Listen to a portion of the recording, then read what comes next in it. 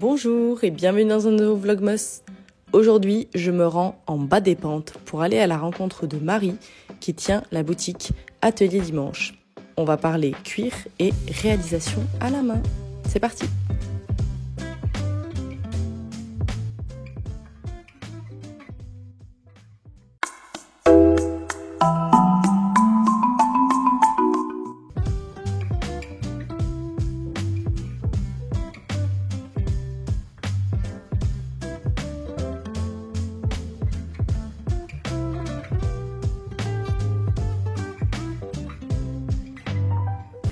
Salut Marie! Salut Morgane, bienvenue à l'atelier. C'est pas la première fois que je passe dans cette rue, mais c'est la première fois que je m'arrête. C'est trop cool que tu puisses nous montrer ton atelier aujourd'hui. T'es là depuis combien de temps?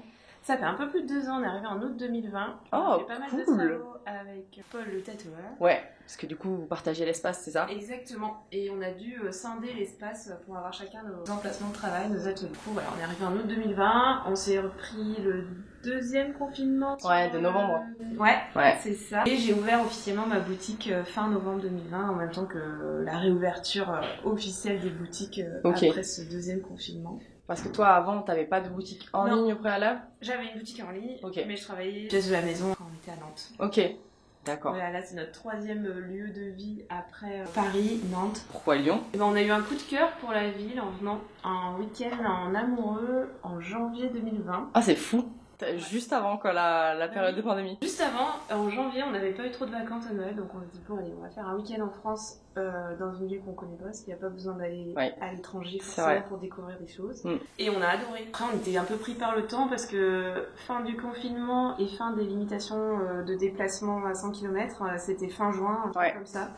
Et Paul, il avait un bail qui se terminait fin août à Nantes. Donc la deuxième fois qu'on a mis les pieds à Lyon, du coup c'était pour chercher un local commercial. Ah ouais. Ouais, et là on a vraiment... Un peu dans l'urgence et finalement, choix quoi. T'es content? Ouais. En tout cas c'est cool, parce que là avec le bois, l'acier et le verre, ça marche bien hein. Ça nous ressemble, et tant mieux parce qu'on passe... Ta vie ici presque. Quasiment 6 jours sur 7, voire là, d'ici Noël ça sera 7 jours sur 7. Parce que du coup c'est ton premier atelier en dehors de ton chez toi finalement. À Paris c'était un atelier... partagé peut-être? C'était au Grand Voisin, je sais pas si ça te parle. L'ancien hôpital Saint-Vincent-de-Paul dans le 14e, qui est lâché par la PHP et repris par des assos pour faire de l'occupation temporaire et légale. Donc il y avait l'accueil de migrants, accueil de personnes en détresse et des assos sociales et solidaires et des artisans. Donc j'avais un atelier là-bas de 13 mètres carrés. C'était mon premier atelier dans un demi-sous-sol au niveau des salles de radio et de chirurgie. Donc c'était très super. Ah ouais, c'était très sombre peut-être aussi, non? Ouais, c'était génial. Ouais, parce que c'était ton premier espace. Premier atelier, j'ai pu avoir ma machine à coudre. Et les circonstances ont fait que Polo m'a rejoint quasiment tout de suite. Donc on était à 2 dans 13 mètres carrés, pas cloisonné ce coup-ci. On a eu un deuxième atelier toujours au Grand Voisin. Voilà, on est resté 2 ans et demi je crois là-bas. Et après on est parti à Nantes. Ok. Et toi, tu travailles le cuir depuis longtemps, du coup, finalement? Eh bien, la marque a 7 ans et demi. Ouais, ça fait 8 ans que j'ai vraiment commencé. J'avais cette envie d'avoir mon entreprise et de travailler de mes mains, d'être dans le faire plutôt que derrière un écran. Ouais. Les études de graphisme. Donc, t'as fait du graphisme, mais après, t'es passé sur quelque chose qui était totalement manuel, quoi. C'est drôle, j'ai l'impression qu'il y a beaucoup, en tout cas des gens que j'ai rencontrés là pour ce mois-ci, il y a pas mal de gens qui commencent par un métier très digital, j'ai envie de dire au début, même si tu peux faire aussi du dessin, et qui finissent par finalement avoir une envie de faire plein de choses avec leurs mains et de choisir une discipline, j'ai envie de dire presque pour créer des choses avec leurs mains, quoi. Ouais. Et pourquoi le cuir du coup comme matière? Est-ce que tu fais que du cuir déjà ou... Ouais, je travaille que le cuir. Ça trait pour le cuir, je l'explique pas de façon très formelle. J'entends toujours encore ma grand-mère dire que les seules chaussures valables, c'est des chaussures en cuir. Je me rappelle qu'au lycée, j'avais une paire de kickers qui s'était patinée et j'étais trop fan de ce rendu et de la durabilité de cette paire de chaussures. Un truc qui vient peut-être de loin mais inconscient. Ouais. C'est drôle, la matière vivante aussi, que ça se transforme. Enfin, c'est fou, quoi. Un portefeuille qui va sortir aujourd'hui de la boutique, on voit dans 1 mois, 3 mois, 2 ans, il va se patiner. C'est plus le même.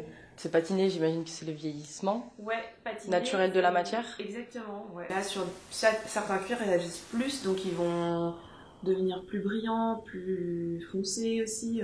Et d'autres vont pas tellement bouger, mais ça, c'est vraiment inhérent au cuir. Bon, là, je vois qu'il y a énormément de pièces, en tout cas en forme et en couleur aussi. Est-ce que tu as une pièce fave que tu aimes ou que tu kiffes fabriquer? Il y en a une qui est très simple et que j'ai imaginée l'an dernier, c'est la mini pochette. Et sans déconner, je pourrais en fabriquer toute la journée. Ouais, elle est trop choupie. Parce que c'est 2 couleurs et c'est avec les chutes de cuir de l'atelier. Il y en a toujours énormément. Ouais. Il n'y a pas deux pareils et c'est ça qui m'amuse. La question c'est, mais qu'est-ce qu'on met dedans? Parce que c'est tout petit. Moi je l'avais imaginé pour les bijoux, pour aller au sport ou en voyage, à la plage, etc. En fait on m'a dit plein de trucs. Les pièces, c'est les petits porte-monnaies de la maison pour aller à la boulangerie. Ça peut être pour mettre un Doliprane ou quoi. Ça m'amuse aussi que ce soit à chacun de se l'approprier. Il y a une cliente qui a fait fabriquer à ses filles des petits mots de la taille de la pochette pour les glisser. Et elle a des petits mots d'amour de ses filles dans cette mini C'est trop choupi. Mais oui. Est-ce qu'il y a différentes matières de cuir? Type de cuir d'animal. Et moi j'utilise principalement de la vache et de la chèvre. Mais après il y a des exotiques, du serpent, de l'autruche, du poisson aussi. Mais voilà, moi principalement c'est vache et chèvre. Après ce qui est assez fou, c'est qu'on peut faire des effets serpent sur de la vache. Et ça fonctionne très bien. Ici, on a un effet anaconda sur une peau de vache. Et donc, c'est grossièrement comme un gros moule à gaufres avec le motif anaconda qui vient être pressé. Et ça donne ce résultat. Donc, toi, tu l'achètes comme ça et après tu fais ça? Ou plutôt tu l'achètes comme ça? Non, j'achète comme ça. Okay. Ça, c'est 2 cuirs différents. Du coup, ça peut pas être... Ah, ok, d'accord. Donc, c'est toi qui choisis le positionnement de la pièce pour pouvoir faire ça? Ouais. D'accord. Ah oui, d'accord. Ouais. Du faux croco, voilà, ça c'est... C'est drôle comme il est brillant. Oui, celui-là il est pas mal brillant, mais... Petite chèvre à poil, et après le motif il est imprimé. Ok. Ouais, des peaux, demi-peaux. Des peaux. Ouais, des peaux. Quelle est la peau que tu préfères travailler? Alors c'est de la vache, mais au tannage végétal. Donc c'est le cuir dont je te parlais qui se patine super bien. Ok. Ça en est, mais ça c'est en épaisseur brute. Est-ce qu'il y a des épaisseurs en fonction de l'objet que tu veux créer? Ouais. Qui sont plus adaptés? Complètement. Parce que plus malléable? Oui, et puis si tu pourrais pas faire un portefeuille avec cette épaisseur-là, parce que déjà rien que... Pour le plier? Ouais. Ok. En tirant une fois, t'as presque 1 cm. Donc avec plusieurs poches et tout, t'arrives vite. Non, un gros sandwich. Hop là. Ok. C'est un tacos quoi. Ouais. Tu vas être obligé de le refendre. Ça veut dire désépaissir dans toute sa surface. Et c'est une machine que malheureusement je n'ai pas ici. Et c'est une grosse lame dans laquelle tu passes ton cuir, tu fais ton réglage d'épaisseur. Donc là on est sur du 1,5, 1,7 à peu près. Et en fonction, tu peux aller jusqu'à 0,5. Que ça soit vraiment presque comme une feuille de papier. Est-ce que c'est un peu comme une machine à pâte, tu sais, où tu repasses et tu... Bah non, parce que ça va pas étaler le cuir, ça va vraiment couper dans son épaisseur. Ah d'accord, ok. Ouais. Ça c'est l'épaisseur brute. Et la lame, elle vient en face. Enfin, c'est plutôt le cuir qui arrive ici. La lame, tu vas la régler en hauteur pour avoir un résultat plus ou moins fin. D'accord. Et ça va te désépaissir, voilà, en gardant la fleur ici. Et ça, le déchet qui en découle, ça s'appelle la croûte de cuir. Donc c'est ce qu'on trouve parfois. La croûte. Ouais, ok. Une croûte de cuir, elle n'a plus la fleur. Enfin, oui, on choisit pour l'extérieur, quoi. Ouais, carrément. Tu veux que l'intérieur soit aussi avec de la fleur, bah tu fais une doublure. Tu en utilises 2 fois plus. Ouais.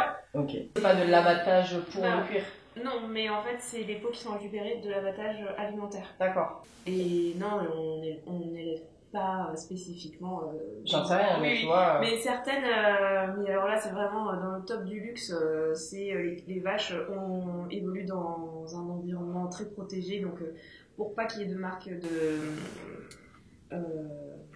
des griffes ou des barbelés, etc. Parce qu'en fait, pendant toute la vie de la vache, c'est comme nous, si on tombe en vélo tous les 4 matins, on a des cicatrices de A à Z. Voilà. Okay. Et bah, la vache, elle va pas faire du vélo, mais elle va se prendre des barbelés, des ronces, etc.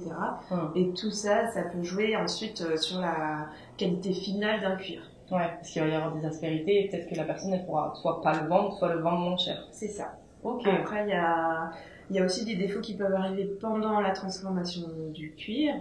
Et tout ça fait après une échelle de choix D'accord. Je fais numéro 2. C'est pas comme quand on achète du tissu, on fait 1 mètre carré, il y a 1 mètre carré utilisable sur du cuir, il y a quand même des morceaux où il y a des défauts. Je suis dans une démarche aussi où j'ai envie d'utiliser les peaux que j'ai et je valorise des chutes de cuir déjà de base. Pour faire des plus petits objets, ce que tu montrais. Oui, dans mon circuit en fait j'achète pas mal de chutes de grandes maisons, du recyclage en fait de cuir. C'est cool.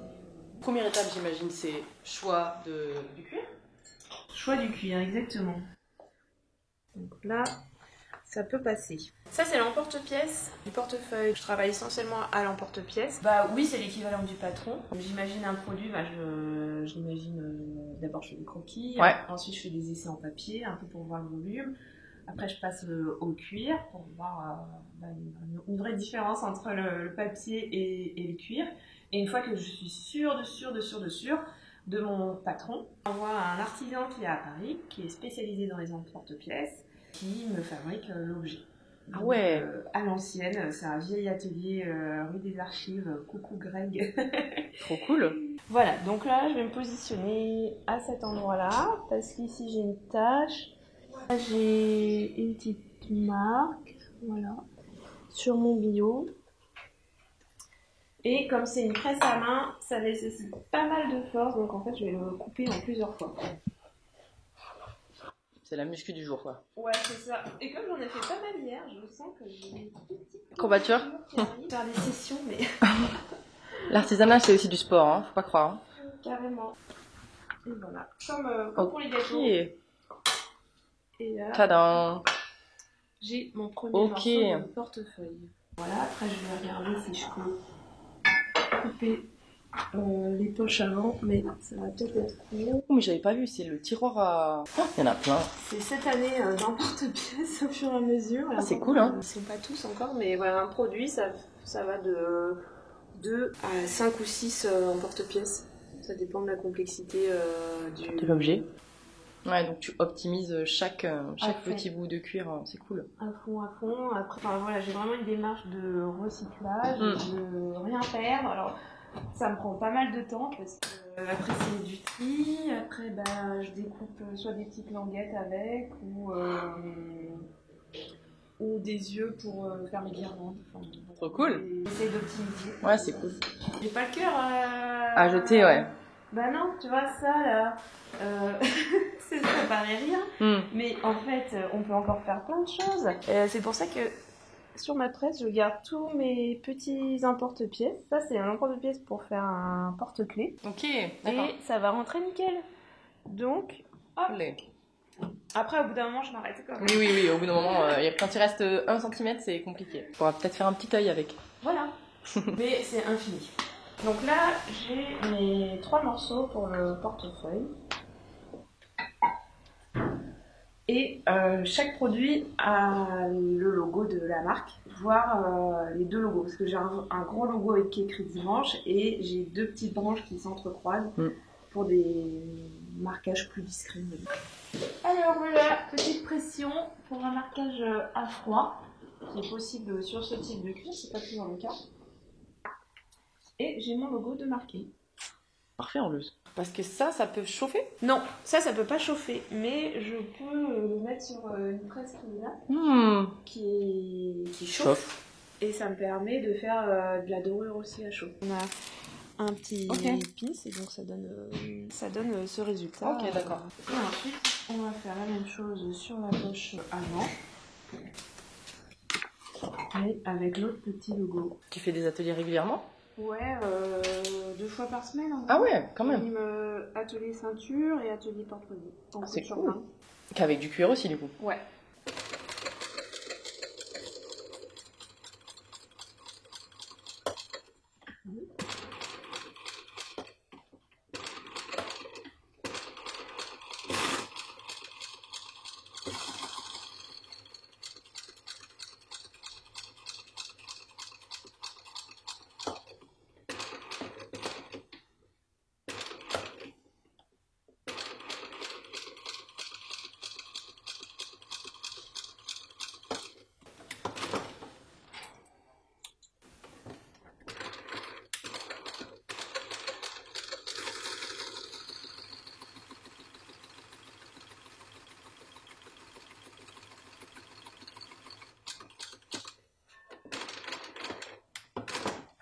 fait des marches arrière.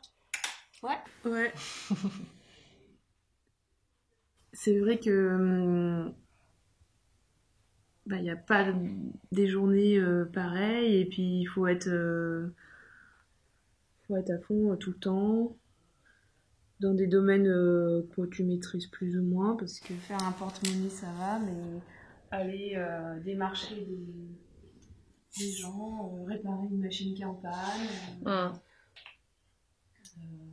je sais plus ce qu'il y avait comme alors c'est un peu le bazar. Le mois de janvier, c'est toujours un grand moment de solitude. C'est la grosse période de l'année, on va pas se faire longtemps.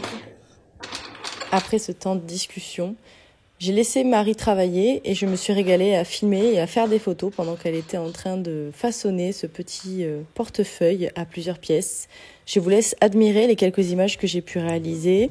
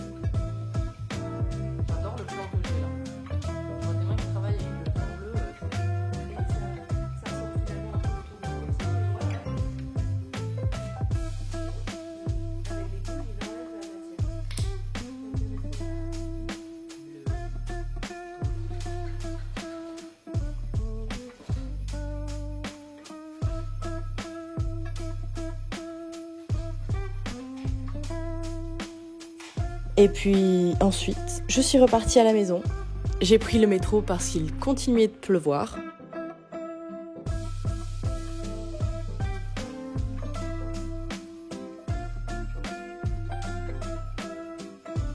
Je vous fais un petit brief en voix off parce que je n'ai pas pris le temps de le faire en arrivant à la maison.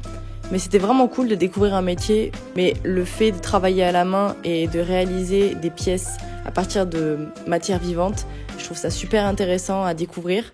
En plus, Marie fait des ateliers, donc si jamais ça vous dit et que l'idée de pouvoir créer votre propre objet vous intéresse, n'hésitez pas à aller vous renseigner sur ces ateliers. Mais en tout cas, j'ai fait une rencontre super cool. J'ai eu l'occasion aussi de croiser Paul, le tatoueur, qui justement travaille juste à côté de Marie. Et c'était vraiment cool comme petite matinée avec eux. Ils sont vraiment sympas et si jamais vous voulez vous faire tatouer ou qu'une petite pièce en cuir vous intéresse, n'hésitez pas à aller leur donner de la force sur les réseaux sociaux. Et merci d'avoir regardé cette vidéo. Et nous, on se dit à demain pour un nouveau Vlogmas. Salut!